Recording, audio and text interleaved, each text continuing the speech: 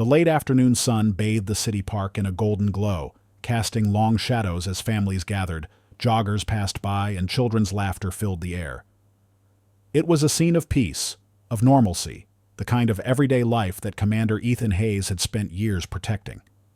A decorated officer in the United States Navy, he had spent more time in war zones than on quiet streets, more nights in a barracks than in his own bed. Now, after months away on deployment, he was back in his hometown, craving nothing more than a simple run in the park, the steady rhythm of his breath, and the feeling of solid ground beneath his feet. Dressed in a dark athletic shirt and running shorts, he moved with effortless control, his body still conditioned for the rigorous demands of his profession. He had been trained to handle chaos, to make calculated decisions under pressure, to remain calm when the world around him unraveled. But here, in this park, there was no enemy, no imminent threat, only the crisp evening air and the comfort of home. That was until a single moment changed everything. As he rounded a bend in the path, a careless shoulder bump disrupted his stride. It was minor, nothing that warranted more than a brief apology. Instinctively, Ethan turned. "Sorry about that," he said, his voice steady and polite. But the man he had bumped into was not interested in an apology. Officer Bradley Moore, a stocky, broad-shouldered cop with a hardened face, narrowed his eyes, his lips curling into a sneer. "Watch where you're going," he barked. Ethan blinked, momentarily taken aback by the hostility. He had expected a simple nod or a wave, but the officer's gaze held something far heavier than irritation. It was contempt. Ethan had faced that look before, in foreign lands where he was unwelcome, where people judged him before knowing his name. He had not expected to find it here, in his own city, in a park where he had grown up playing as a kid. "There's no need for that," Ethan said, keeping his voice calm but firm. "It was an accident." But Bradley wasn't looking for reason. He took a deliberate step closer, puffing his chest, making his presence feel larger. "You people never take responsibility, do you?" he sneered. A familiar tension settled in Ethan's chest. He knew what was happening, understood the game being played. This wasn't about a simple bump in the park. It was about power, about control. And Officer Bradley Moore had just picked the wrong man to try and intimidate. The air between them grew heavier, thick with unspoken tension. Ethan Hayes had been in hostile situations before, had stared down armed enemies in war zones, had negotiated peace in high-stakes environments where one wrong move meant catastrophe. But this was different. This wasn't a battlefield overseas. This was home. And yet here he was, standing before a man who saw him not as a fellow citizen, not as someone who had spent years defending his country, but as a problem that needed to be put in its place. Officer Bradley Moore's stance was rigid, his chest puffed, his jaw tight. He wasn't just irritated, he was challenged. He had expected Ethan to back down, to mutter another apology and scurry away like so many before him. But Ethan stood his ground. His expression remained composed, his breathing slow and steady, his posture relaxed but unyielding. That, more than the accidental bump, more than any words exchanged, was what angered Bradley the most. "You think you can just walk away?" Bradley sneered, taking another deliberate step forward, closing the space between them. "You think you don't have to answer to me?" Ethan exhaled through his nose, his patience wearing thin.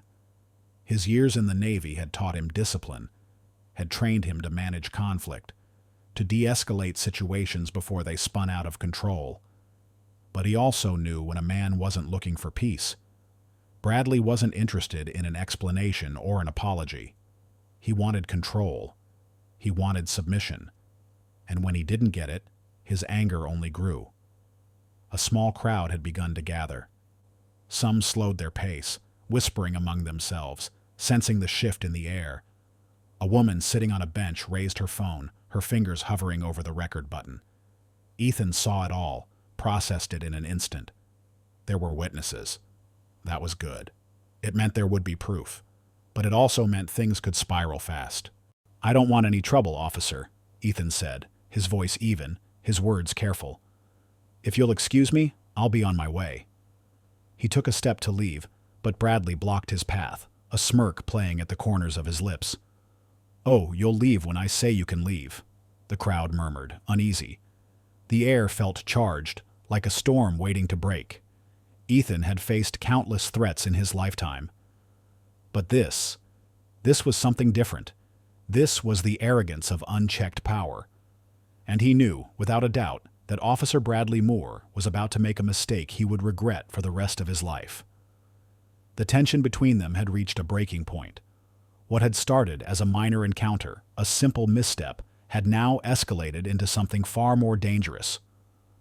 The air in the park was thick with anticipation, the gathered onlookers whispering among themselves, some gripping their phones tighter, some raising them to record. Ethan Hayes remained still, his breath steady, his hands open at his sides, not in surrender, but in control.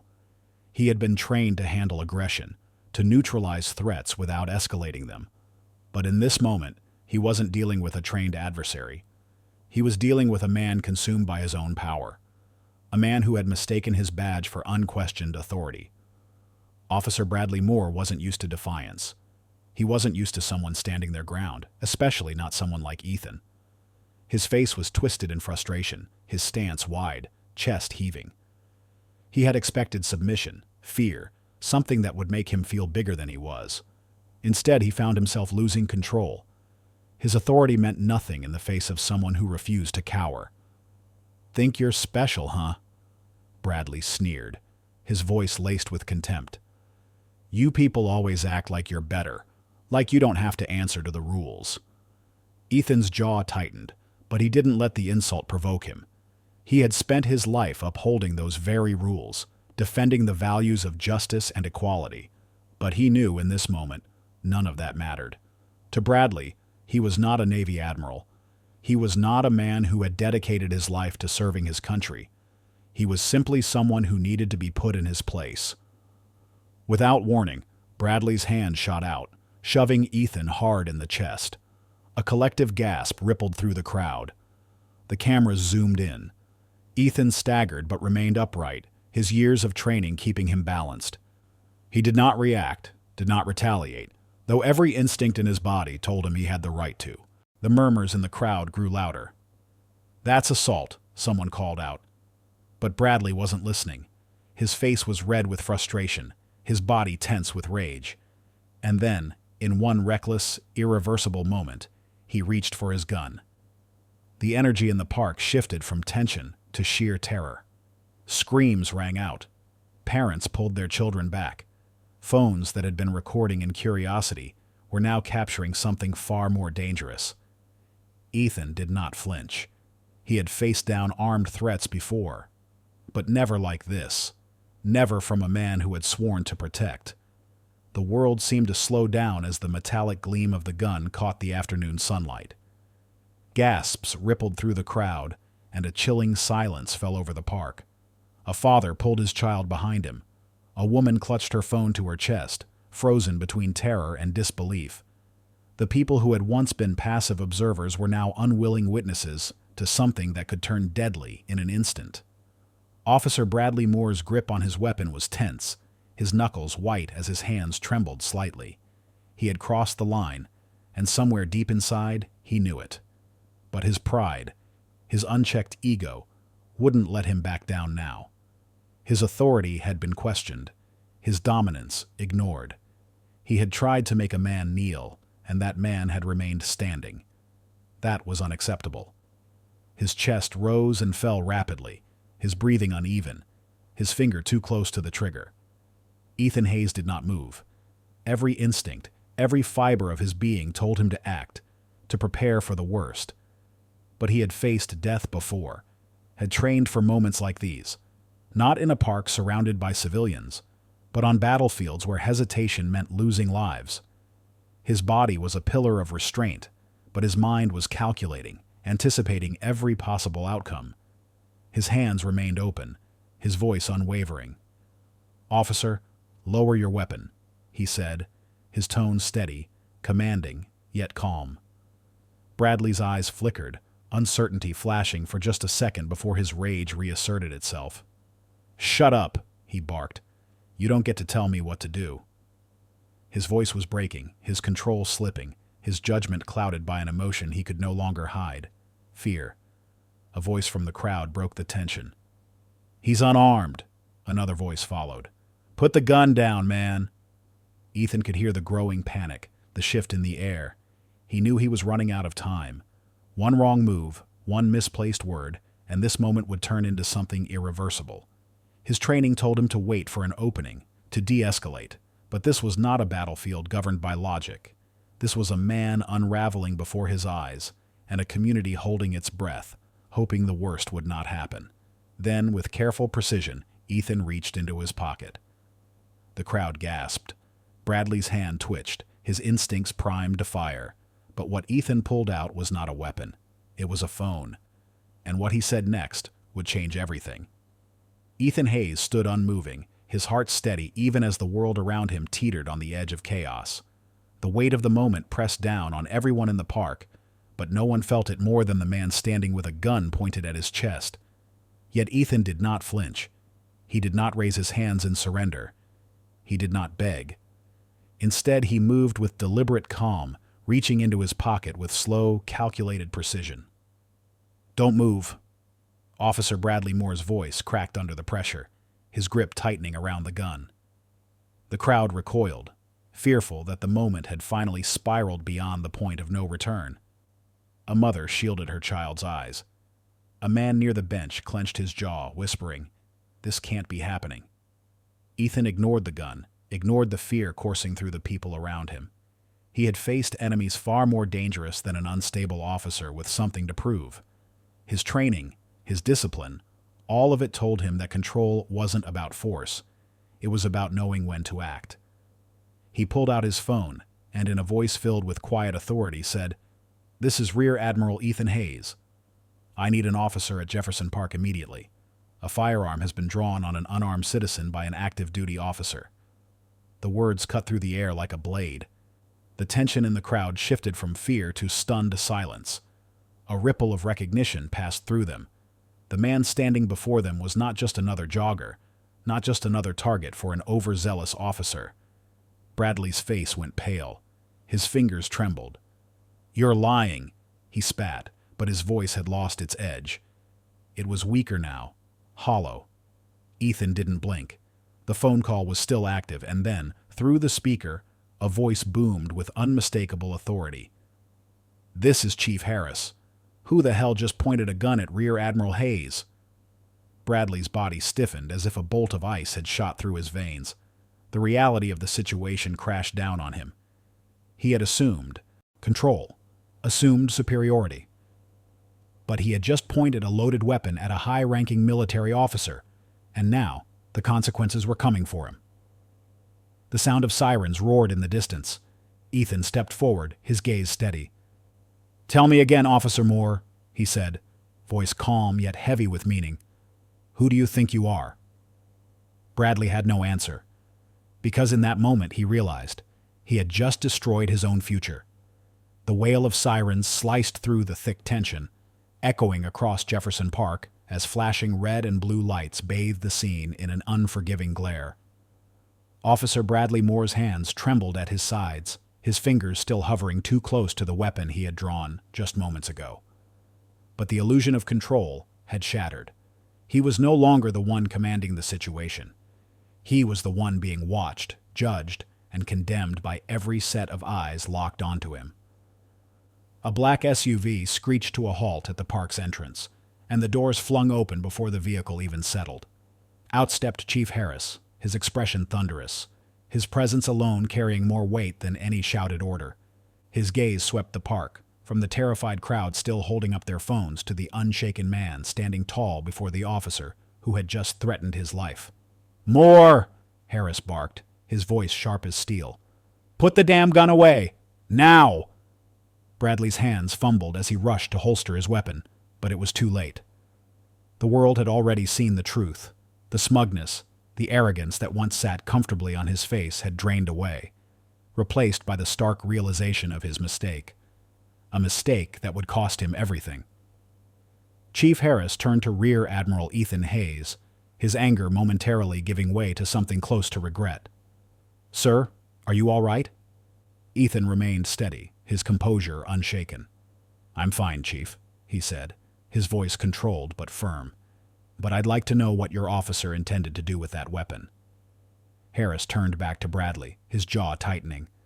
"That's exactly what I'd like to know." His sharp glare alone was enough to make the officer shrink, his shoulders curling inward as though he could disappear from the weight of the moment.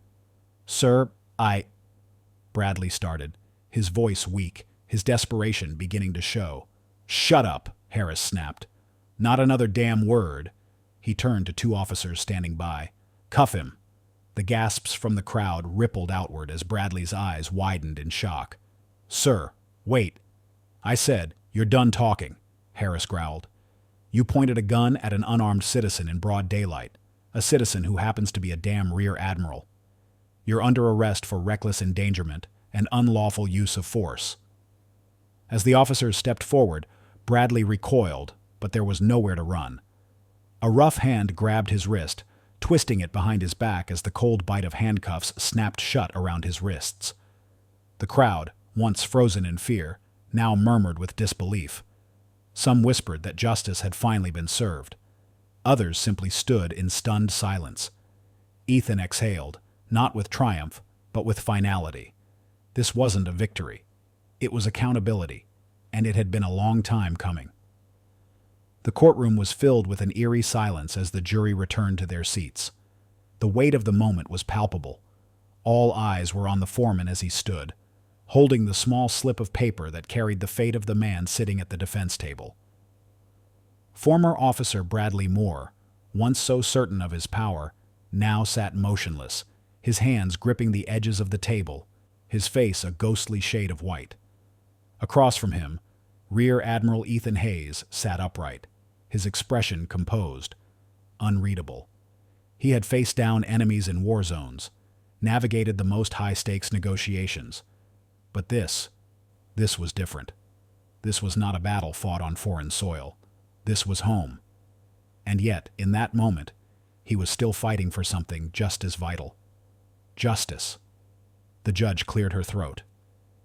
"Jury foreman, have you reached a verdict?" The man gave a firm nod. "We have, Your Honor." He unfolded the slip of paper, glanced at it, and then spoke, his voice steady but unshakable.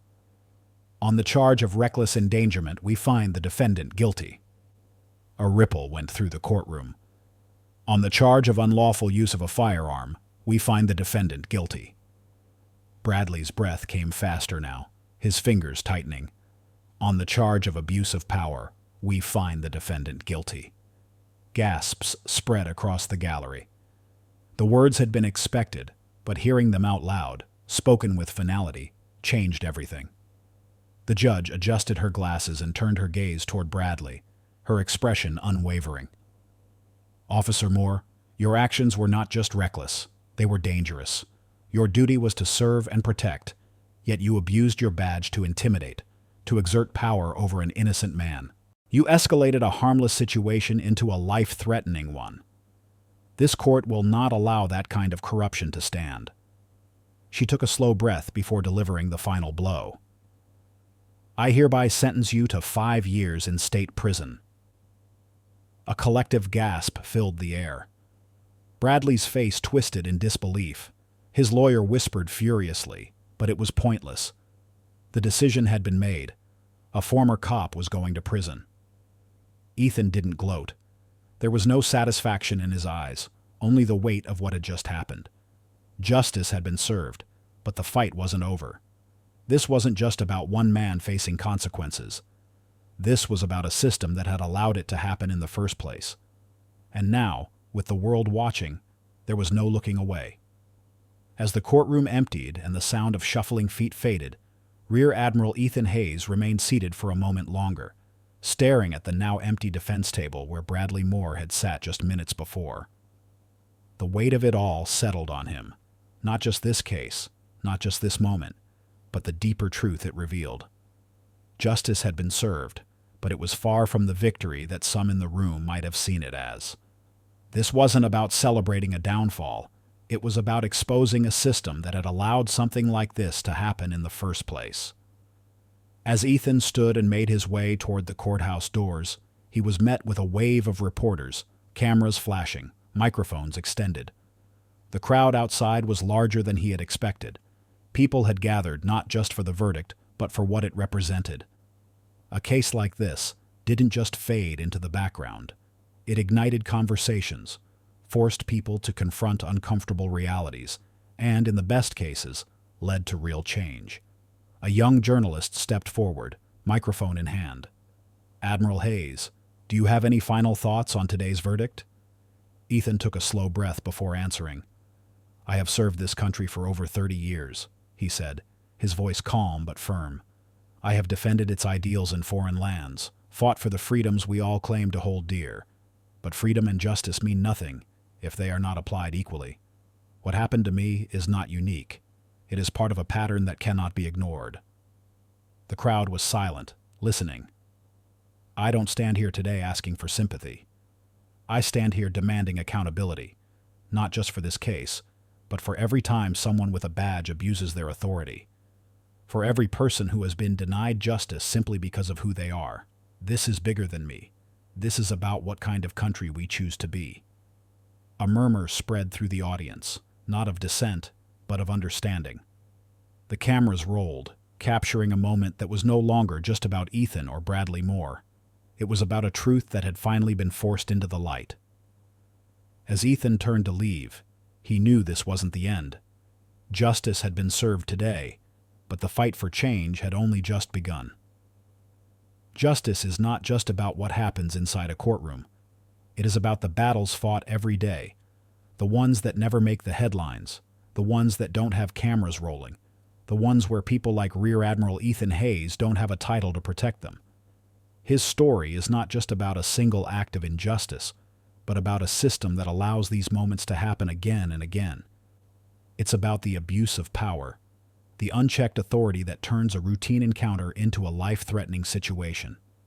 It's about how easily some people, because of their background, their status, or the color of their skin, become targets rather than citizens. What happened to Ethan should have never happened, but the reality is, it happens all the time. The difference is, this time, the world was watching, and that made all the difference. The courage he showed in that moment, choosing composure over fear, intelligence over anger, turned the tide. He didn't just defend himself. He exposed the very flaws in a system that was supposed to protect him. The moment Officer Moore drew his weapon, he believed he was in control. He thought his badge gave him power over the situation. But in the end, it was his arrogance, his unchecked prejudice, that led to his downfall. This story is a reminder that power is not about who has the loudest voice, the highest rank, or even the strongest presence. Real power lies in truth, in accountability, in refusing to be silenced. It is in the courage to stand firm even when the odds are against you. It is in the ability to expose injustice and demand better. And most importantly, it is in not allowing moments like this to be forgotten. Ethan's story should not just inspire outrage, it should inspire action. We must demand accountability, question authority when it is abused, and protect those who cannot always protect themselves. Because justice isn't something that just happens, it is something we must fight for every single day. If this story resonated with you, if you believe in fighting for civil rights and standing up against injustice, subscribe to Civil Rights Fight today. Together, we can bring awareness, push for change, and make sure that stories like Ethan Hayes's are not just moments in history, but catalysts for a better future. The fight for justice continues, and we need you in it.